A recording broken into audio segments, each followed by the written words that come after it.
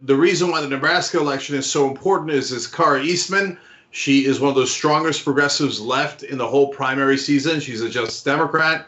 Last time around, she had a dramatic come-from-behind victory at the very, very end of the primary. Of course, they're never really come from behind, but certainly in the tabulation of the scores, it appeared that way. She won by a very narrow margin against Brad Ashford, who used to be a Democratic congressman from there. She took on Bacon, Representative Bacon, who is a Republican in that district, and barely lost by 2 points in the primary in the general election in the middle of the Nebraska.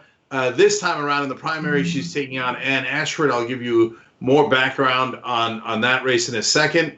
But right now, the most important thing is the polls closed 34 minutes ago, and it has been called. Kara Eastman's the winner. So, last time it was one of the closest races in the whole country. This time, running against Ann Ashford, Brad Ashford's wife, she blew her out of the water. 61 to 33, roughly. The New York Times and others have already called the race, and Kara is going to move on to the general election against Bacon again. So that's great news, and it's great news on a couple of fronts. Number one, Kara is one of the best candidates we had in this whole election cycle, period.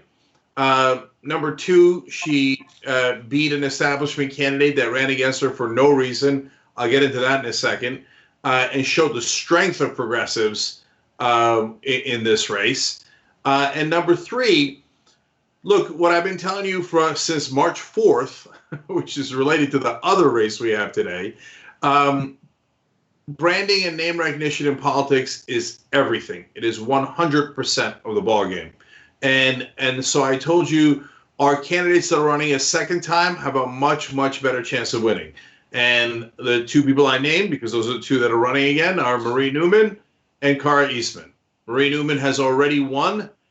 She won her primary easily against the incumbent Dan Lipinski, and now she will win much easier in the general election. That is a very blue district, so Marie Newman will be the 8th Justice Democrat in Congress.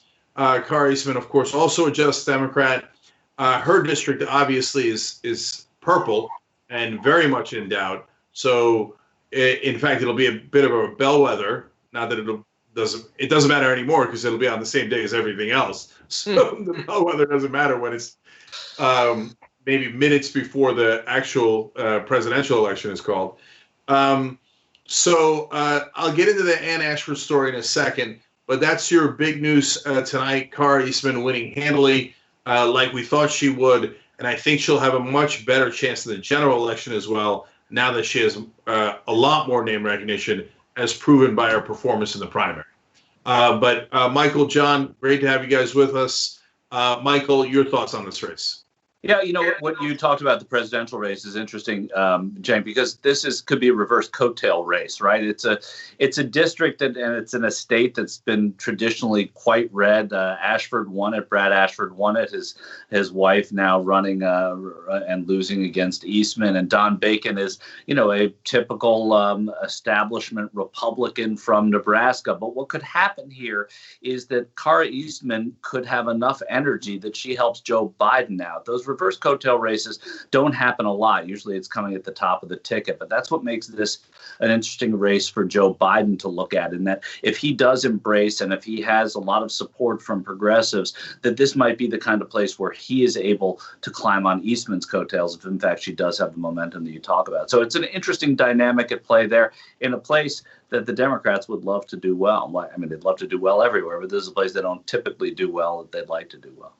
Yeah, so one more point on that that's really important potentially for the presidential election. Let's hope it's not. Let's hope it's a blowout and Trump gets killed, but politically. But Nebraska has a unique system. It's not winner take all in electoral college. So the winner of Nebraska gets 2 electoral college points, and then the 3 districts actually apportion the electoral college separately. So if Biden wins the 2nd district, which is the only district they have a chance in, that's Carr's district, then he gets 1 extra electoral college point. People often talk about that. It almost never comes into play. But I'll give you the history of it. Obama won the 2nd district in Nebraska in 2008, but then Romney won it in 2012, and Trump won it in 2016. So, and Maine is the other state that does it that way as well. It does that sort of proportional. Do either of you know offhand if it was trending in that direction consistently? Like, did Trump win it by significantly more than Romney did? Yeah. So, no, I haven't looked at Romney versus Trump in that district. But, no, my sense of the 2nd district in Nebraska, and Mike will jump in, correct me if I'm wrong, or if you have other information, is that it's as swing gets. It swings back and forth. I don't think that it's trending in that direction. Remember, Carra only lost by 2 points at Don Bacon. So that's very close in the last election we had in 2018. And it should be pointed out that's where Omaha is, which is the biggest metropolis in Nebraska, and that is important as well for the kind of voters that are there. So if any place is going to trend, and if the Democrats can do well in any part of Nebraska, clearly it would be in a big city like Omaha within Nebraska, and so that's why it is trending that way, like most big cities do. They do tend to trend towards Democrats. And John, to the point you made earlier in the live show that the Young Turks that we did, Biden is now winning among the people that don't like either candidate big by 40 points. And Trump had been winning that category against Hillary Clinton by 17. And so you have Omaha, that is the city itself, that's classically more Democratic, of course, but the suburbs had been Republican, and now it appears the suburbs there, along with the rest of the country, that's why I bring up that stat, appear to be trending more in the direction of Democrats. Yeah. So, we can't rewrite history, obviously, and hopefully now that she's won in the primary, she'll move on. She'll have that second shot at Bacon, and there's a few reasons to think that she might have a better shot, that it might be enough to swing in a few more points. We can probably go into detail on that. But I am curious just what your gut says about the fact that in the last go-around, it ended up being so close, probably closer than the vast majority of people thought that it would. And obviously at that time, and even up until very recently, or today, the party was not particularly supportive. They wanted to go in another direction. Do we think that hypothetically, if they had been more supportive in the general election the last time around, could that have made up 2 points?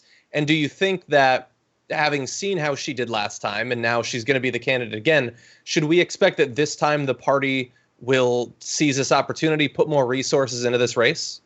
So that's a great question, John. First of all, I shouldn't bury the lead. Carr's going to be on the show in about 20 minutes. So now that she's coming on the Young Turks to talk about it. So stay right here, and we'll talk to Carr Eastman, the winner tonight in Nebraska's 2nd district. In terms of your question, John, that brings me back to the Ann Ashford story first. She ran against Brad Ashford, and there was the normal reason the Democratic leadership opposed her, which is she's a progressive and Brad Ashford wasn't. But there was also a semi-logical reason. No, I'll give them all the way to logical, right?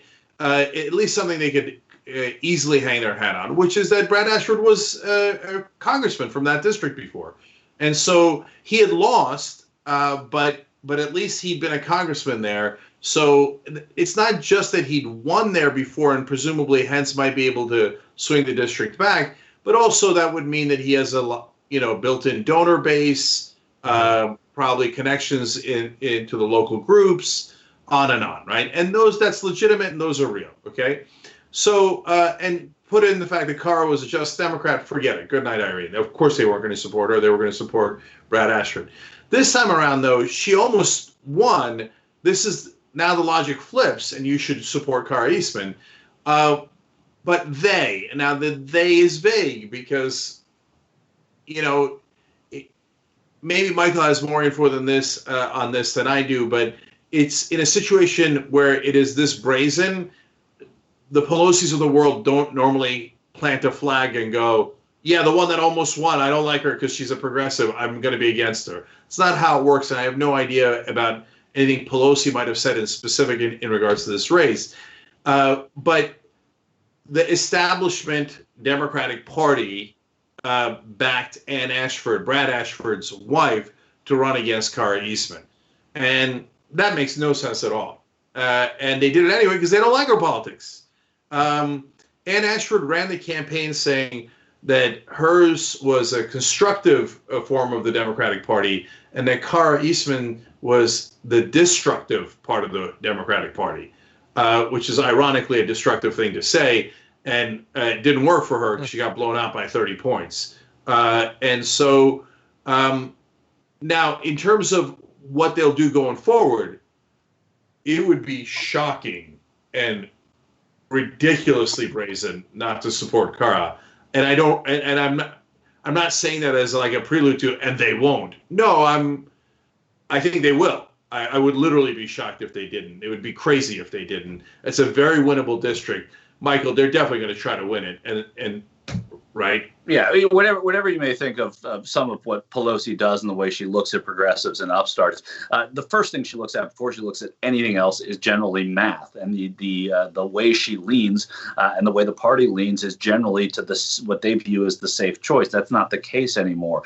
You can understand why Brad Ashford would have been the safe choice last time. Someone who, like you said already, Cenk, had won that district. I mean, of course, he'd be the safer choice in what is a Republican state, but now it would behoove them, and I certainly think that the speaker is going to look at that and say, obviously, we want a pickup here, especially when we may even get a loss on the same night in California 25. We do want to take a pickup where we can get it, and they're going to fight for that. One thing also to remember this time around that's a little different is the prominence of governors, right? So not only are people, you talked about David Sider's article from today, where he the haters who like Biden more than they like Trump, and haters were such a big part of it last time because people really didn't like Hillary Clinton.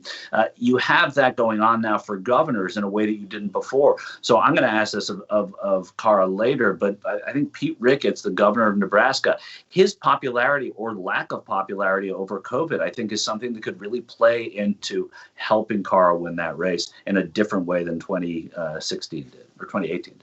Yeah, and they're going to want to put resources in there so that Biden can pick up that electoral point as well. Yeah, like we talked about. Yeah, no question. I mean, I think that's 100% true. I think they look at that as, hey, here's a place where we can get an electoral vote. And look, I mean, everybody's doing math now, and they're going to be doing it for the next 5.5 months, so it's important.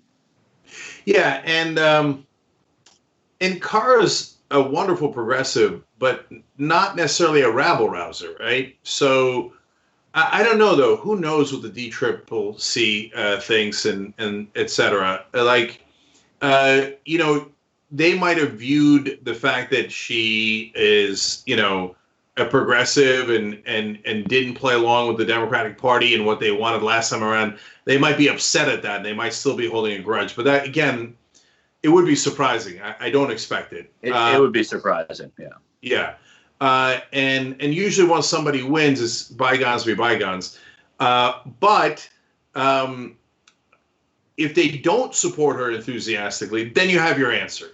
And that's why I say it would be brazen, because it would, if that is their true intent, is to make sure progressives don't win, this would be tipping their hand. You're not doing a very good job of hiding it if you don't help Kara Eastman win the 2nd district. And can I just say just briefly, it seemed fairly likely that she was going to win again. She won the last time around. She's a good campaigner. She's built on what she's already done and all that. But you never know. It could have turned out different. I mean, she outraised, I think, basically everyone else combined or close to it. But there could have been a huge influx of cash that put, Ann Ashford over the line. Just as a progressive, it is nice to have a win of literally any kind, especially if someone's so decent and just comes off as such a good regular person as Kara, to have that win after how the past couple of months have been, not just the pandemic, but especially obviously Bernie Sanders' loss. It's nice to to be able to instill at least a little bit of hope in that these wins can still happen, that it can be a demonstration of the principle you've been talking about the need to build a brand and, to run multiple times. Like, we need something to build on and also to pin some hope to. And, I think she's a great example of that. Yeah, I actually want to say two things about that. Look, guys, I know there was pretty dark times for progressives after Bernie lost. For those of you at least that watched the Young Turks, I lost and badly, and so that had to be a little dispiriting. And then Jessica Cisneros, who was so wonderful and promising candidate, she lost. Morgan Harper lost. So it feels pretty dark. On the other hand, look, my race was wild card, and in hindsight turned out to be crazy and unwinnable. So remove that from the picture. Bernie has a devastating, crushing loss that's so important. We get it. On the other hand, when you look at the congressional races, Marie Newman beating an incumbent, pretty damn good. Cara Eastman crushing the establishment candidate against her, pretty damn good. And if Marie and Cara win, look, then you still have Jamal Bowman out there, you still have Alex Morse out there, you still have a couple other just Democrats or non-just Democratic great progressive candidates. Mike Siegel in Texas could easily win. He's a wonderful progressive. And so all of a sudden, if let's say you add 2 or 3 more just Democrats, last time only 4 new ones won. So that's not so bad. It's not as bad as people think. Yeah. Yeah. Wouldn't it? It would be nice. And I know it's going to take so many cycles of work, and I really do think that we can get there. But wouldn't it be nice to, if somebody asked you, name all the good progressives that have been elected, for you to not be able to do it in a breath, like without having to really stop and think about it? That would be a nice future to achieve. And Cara's win, by the way, is apples and oranges, in my estimation, to Newman's win in Illinois. It's a very different animal, running Democrats against Democrats, somebody who is out of step in Lipinski with the party, because even the establishment wing of the Democratic Party, Lipinski was out of step with that. And I don't think that there were a lot of tears shed over that. There were the sort of endorsements that were made in a knee-jerk and typical way. But I do think that when you look at these two candidates, they're very different from one another, and their candidacies and the types of races they're in are also very different. So this is, I think, a win for Cara Eastman in Nebraska too would be a bigger thing than Marie winning against Dan Lipinski. Yeah, and so look, important context here. Last time we just Democrats added so many candidates near the end, because they were just endorsing as opposed to helping them run, which was they had their core group that they helped run, and then they endorsed a bunch of others. That by the end they had endorsed, I think, about 71 candidates. I say about because even I lost track. And of those, 4 won, and they were spectacular. But it's. By the way, I think 71 is about 70. I don't think it can be about 71. Right, I got you. I think it's 71 is what I'm saying. Okay. So this time around, if 2 or 3 win, well, that seems like it's less than 4, because it is. Michael, before you jump in. But fewer. This time around, they've only run 12 candidates. So, your winning percentage would be up significantly. Right. So, two different ways to look at it. And so we'll see how those races play out. But if Cara wins against Don Bacon, well, that goes further to my theory, which then would be great news for progressives, because that means very likely Jessica Cisneros will win next time against Cuellar. And Cuellar is, just like Michael described Lipinski, out of step with where the Democratic Party is. Just probably a matter of time before he goes. And Jessica's very young and out of the gate got 48 points, which is phenomenal. Oh, so close. Yeah, so it's okay. It's okay. I'm telling you, that seat's got her name written on it. Unless something goes very wrong, she should be the next congresswoman from Cuellar's district. So, this is how you make progress. We wish we were getting it in 20s and 40s and replacing all of Congress, but this is a caucus. We got a caucus if they're willing to act like one. Yeah. Well, and we also know from the example of the past couple of years that it's likely, especially if they continue to support each other, that they have an outsized influence, considering their numbers. That, we could name a couple of names that have only been in office now for just maybe 2 years that have helped to drive the national conversation around some of the biggest potential forthcoming pieces of legislation in a very short period of time. And so the right sort of person can both get elected, but then also can do a lot. These aren't the sort of people that, are waging these insurgent candidacies so that they can sit in the back bench, and see what happens after 8 or 12 years. Maybe a Senate seat opens up or something like that. Like they get in swinging. They also grow, John. John, they also grow. Just sorry to interrupt this. This dynamic tough for me, but they, to your point, they also grow not just from their ID and the fact that they are this caucus within the caucus, but also that there are other, there are the Jamie Raskins out there, the Pramila Jayapals and the Ro Khannas, people that, Ro Khanna is different actually from them because he's more in line with these progressives who are newer, but these are the kind of people that could move toward that side because the coalition that they have is bigger within the caucus. So that's important too. And not that some of them aren't there, they're just not there all the time. And they play a different game, do Jayapal and Raskin and a few others. So I think it's important to look at these candidates and these members of Congress as having this influence that goes just beyond the fact that they're a small coalition within the Democratic caucus. It's who they can influence and make comfortable coming and supporting them. That helps too. Yeah, one more piece of dynamic that I want to talk a tiny bit about California 25, and then we'll talk to Cara. So there's differences even within the Just Democrats. Of course, they're not in unison, but also not just in policy, but in strategy, actually more in strategy than in policy. So Pramila Jayapal is a Just Democrat, but she's much more cautious than AOC or Rashida Tlaib. And then there are the people that are great progressives that are not just Democrats, but which certainly caucus in a functioning actual progressive caucus. There's a theoretical progressive caucus that Jayapal and Mark Pocan are the head of, but it's filled with a bunch of posers who are not at all progressive. They're in the New Democrat coalition or the Blue Dogs and progressive caucus at the same time. That means I'm in every caucus, and I don't mean anything.